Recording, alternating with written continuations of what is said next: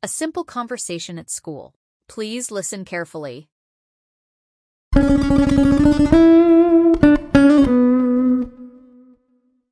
Hello, Sarah. How are you? I am good, thank you. How are you? I am fine. Where are you going? I am going to class. Are you studying English today? Yes, I am studying English and math. What are you carrying? I am carrying my books. Your bag looks heavy. Yes, it is very heavy. My shoulders are crying. Are you eating lunch now? No, I am not eating lunch. I am drinking water. I am eating a sandwich. What is your teacher doing? She is writing on the board. Is she giving homework today? Probably. Teachers love homework like cats love sleeping. Are your friends coming to school today? Yes, they are coming now. Look. Class is starting. Okay, let's go.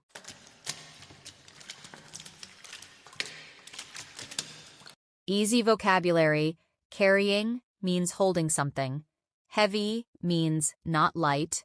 Board means the big writing board in class. Grammar focus.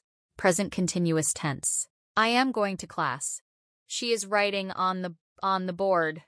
They are coming now.